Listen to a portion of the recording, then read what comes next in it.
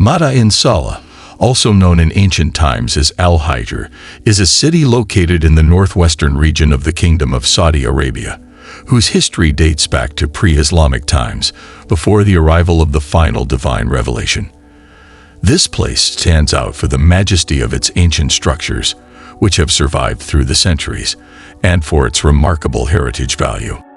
Its ruins, imposing and full of architectural details, are tangible testimony to the civilizations that once inhabited this land.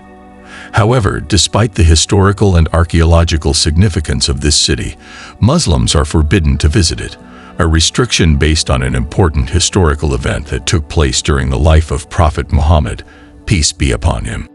Al-Hijr, also called Mada'in Saleh, was once the home of the Thamud people, an ancient nation to whom Prophet Saleh, peace be upon him, was sent as a messenger of Allah. The Thamud were a community known not only for their physical strength, but also for their extraordinary skill in carving mountains and transforming them into dwellings and temples. These constructions, sculpted directly into the rock, remain visible today and continue to astonish observers with their precision and beauty. The region they inhabited was fertile, rich in water, and blessed with abundant natural resources, which allowed them to prosper materially. However, this wealth and abundance, far from inspiring gratitude towards their Creator, led the wealthiest among them to become arrogant and cruel, abusing their blessings and straying from the righteous path. Allah, in His infinite mercy and wisdom, sent Prophet Saleh, peace be upon him, as a guide to the Thamud people, a nation that had fallen deeply into corruption and deviation. This noble prophet was sent to warn them about the grave consequences of their actions and to remind them of the immense blessings that Allah had granted them, hoping they would return to the righteous path of obedience and gratitude. In the Holy Quran, Allah recounts His message to this people. And remember when He made you successors after the people of Ad and settled you in the land. You build palaces in its plains and carve houses in the mountains. So remember the blessings of Allah and do not act corruptly in the land. Quran 7-74. In this powerful verse, Allah reminds the Thamud how He granted them a privileged place in history by making them heirs to the land after the destruction of the people of Ad. He provided them with the ability to firmly establish themselves in the land, granting them not only security and stability, but also the capability to construct impressive structures that reflected their skill and strength. These included magnificent palaces in the plains and dwellings carved into the mountains, achievements that showcased their extraordinary abilities and the abundant resources Allah had provided them with. However, this reminder was not only to exalt their accomplishments, but also to emphasize the importance of recognizing that all blessings come solely from Allah.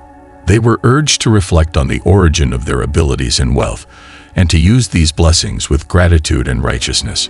Prophet Saleh, peace be upon him, warned them against corruption and wrongdoing, reminding them not to use their power and position to spread disorder on the earth. Despite this clear warning, many among the Thamud persisted in their arrogance, disobeying divine commands and continuing their corrupt practices, which ultimately led to severe punishment from Allah. Despite the clear and sincere warnings from Prophet Saleh, peace be upon him, many of the Thamud remained arrogant and skeptical. In an act of open defiance towards him and the divine message he carried, they demanded a miraculous sign to prove the authenticity of his prophecy. With disbelief and disdain, they asked him to bring forth a living camel from nearby rocks, a task they considered impossible and used as an excuse to justify their rejection. However, Prophet Saleh, trusting entirely in the will of Allah, turned to his Lord with supplications, asking him to demonstrate his power so that this people might recognize the truth and return to the straight path. By the power of Allah, exalted be He, a miracle occurred that left the onlookers astonished. A large and majestic camel emerged from the very rocks they had pointed to. Not only that, but the camel gave birth to a calf, a further sign that this miracle came from the Creator and not from any human power. This event was a clear reminder of Allah's absolute dominion over creation and a call for the Thamud to reflect and accept the message of Saleh, peace be upon him. Upon witnessing this miracle, some among the Thamud recognized the truth and believed in the words of the Prophet. However, others, blinded by their pride and obstinate rejection of submission to Allah, continued to deny the message and plunged even deeper into rebellion.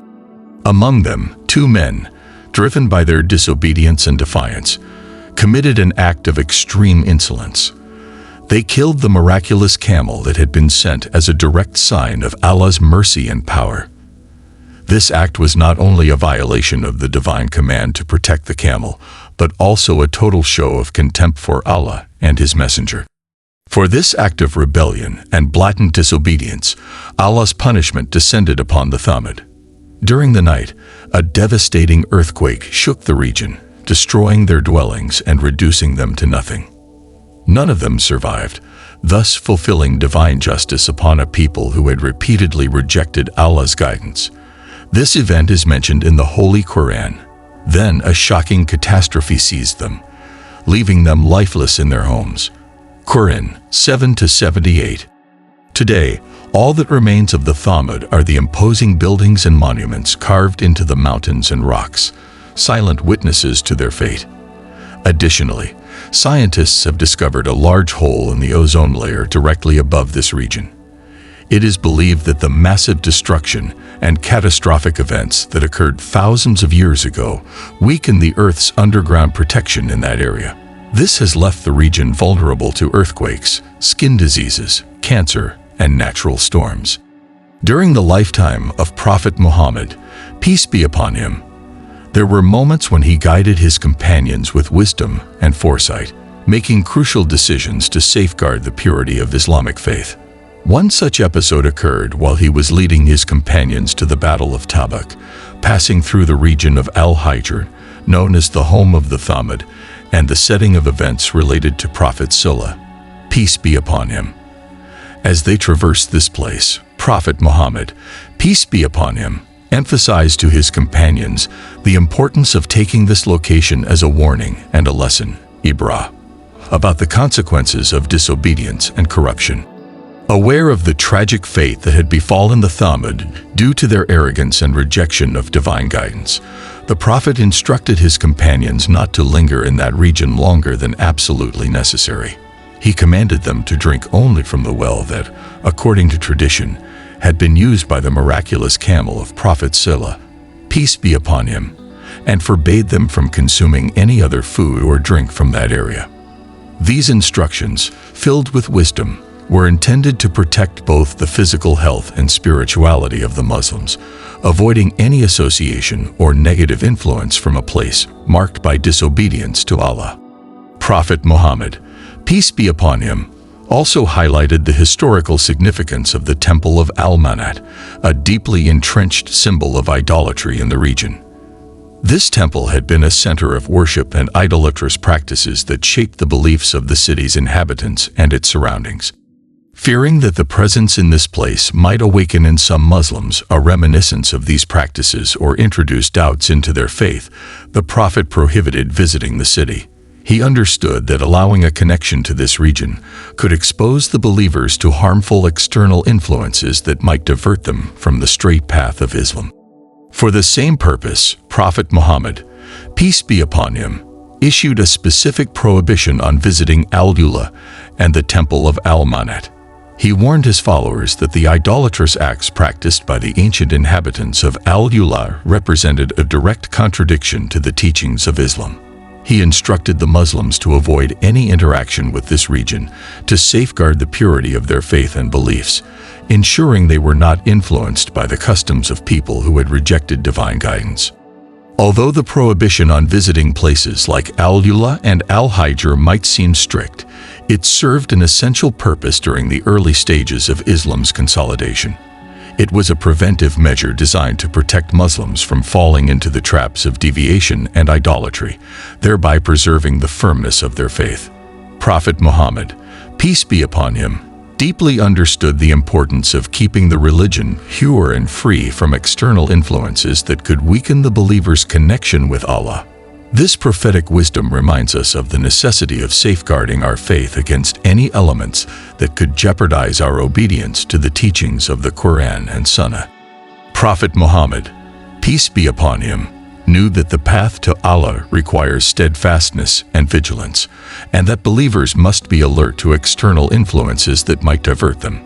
This example of leadership and spiritual protection remains a timeless lesson for the Muslim community, emphasizing the importance of always prioritizing the preservation of our faith above all else. This prohibition also contains a profound and timeless teaching about loyalty and obedience to the instructions of Prophet Muhammad, peace be upon him. Muslims, as followers of the final divine revelation, have the responsibility to adhere firmly to the principles of Islam and to avoid any deviation that might compromise their faith. The Prophet's guidance extends not only to spiritual matters, but also encompasses the necessary precautions to protect the integrity of the believer's faith from potentially harmful external influences. By sincerely and faithfully following this guidance, Muslims can avoid the dangers arising from practices or environments that might weaken their relationship with Allah, exalted be He. In the contemporary world, where temptations and distractions seem countless, this lesson becomes even more relevant. We live in an era characterized by constant challenges that threaten to divert believers from the teachings of Islam. From ideologies that contradict Islamic values to lifestyles promoting spiritual neglect, Muslims face trials similar to those encountered by the Prophet's companions when passing through Al-Hijr. In this context, the prohibition on visiting places like Al-Hijr serves as an eternal reminder of the importance of remaining vigilant, steadfast, and loyal to the faith, avoiding any activity that contradicts the fundamental principles of Islam. This commitment to faith is not merely an act of obedience, but a means of strengthening the connection with Allah and keeping the heart aligned with His guidance. By adhering to the teachings of Islam and avoiding what might lead them astray, Muslims not only protect their own spirituality, but also contribute to the preservation of the Muslim community as a whole. This example teaches us that loyalty to Allah and His Prophet is not only an obligation, but also a source of strength and direction in times of uncertainty and temptation. Thus, the prohibition on Al-Hijr offers an eternal lesson. Muslims must constantly strive to remain on the straight path, facing the challenges of the modern world with firm faith and a heart full of devotion.